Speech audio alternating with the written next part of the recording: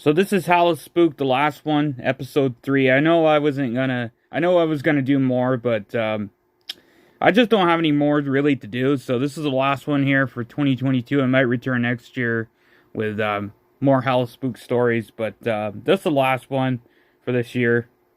Anyway, my own personal HALLO-SPOOK story, as seen here in this little box.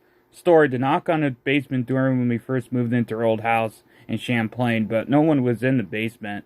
The only 3 people in the house was me, my grandmother, my mom, and my sister. I think she was at my dad's house or my dad's and stepmother's house or something at that time, or she was at school. I don't know. I know she went to summer school for 1 year, so I think maybe she was there, or maybe she was at my stepmother's and dad's house. But we first moved into this house. It was kind of creepy, I thought, because the basement downstairs, there was a bedroom that was like. First of all, the downstairs basement was all moldy and everything.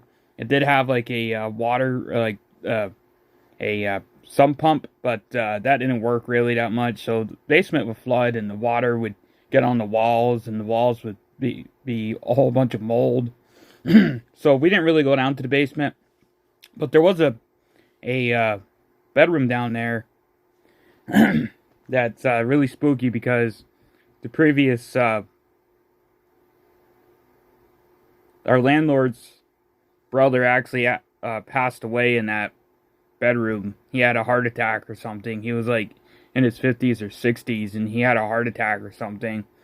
And I believe he did pass away in that bedroom. If he didn't, he had his heart attack in a bedroom or something like that. And he went to the hospital and he passed away. But besides that, that was the only like creepiness of that house. But it was a good house. It wasn't structurally sound or anything. The house really wasn't. This is gonna be a long video, so it's probably gonna be more than the typical 3 minutes.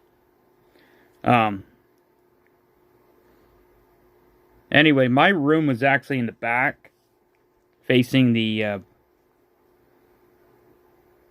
like a little woods. It wasn't really woods, basically. A little bit of a wood line, basically, but it wasn't really that thick because there is a UPS on the other side. So it really wasn't that much of woods. Hold on, it's going to end here and then I'll repeat, or I'll continue after.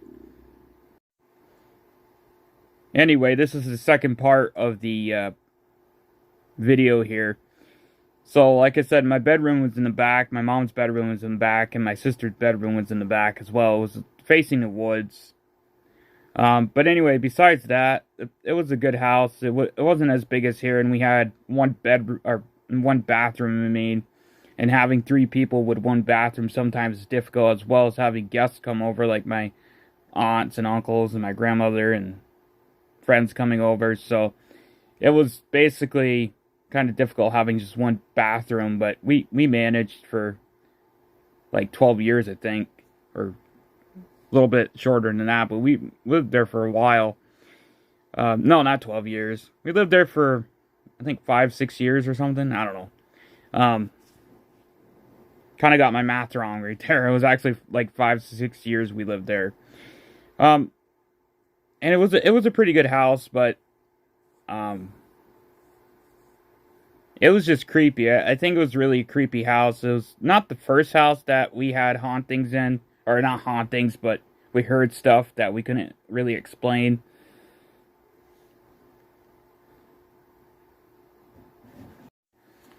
And this actually was our first house that we experienced unexplained noises and stuff inside. Every night I would actually, when I was little, I would sleep in my mom's room. And every night my little bed was actually facing the wall. So I would hear like footsteps out there, and nobody was out there, and it was weird. But and our dogs were actually in the room with us. We had Buddy and Teddy at the time. They were younger, so we had them in the room. When me and my sister were little, we slept in our mom's room, and with the dogs too. I slept on a little like mattress on the floor, and my sister was sleeping on the bed. But that's when we were little. So anyway, The dogs were in the room too, so it was unexplained because it was like we could hear footsteps out there. Dogs were sound asleep. Nobody was out there. We heard footsteps all the time. But it wasn't really as scary as what I heard when we first moved into the other blue house. This was a series of blue houses, and now we have a white house, which is, we had so many blue houses at one point. But anyway, this was the creepiest house right here, I thought. It was a good house, but it was just creepy to be in. And this house that we live in now is a really good house because there's really nothing that I hear or anything. And there's no feelings like it's creepy at all. So anyway, this is the last HALLO-SPOOK. I hope everybody enjoyed the series here.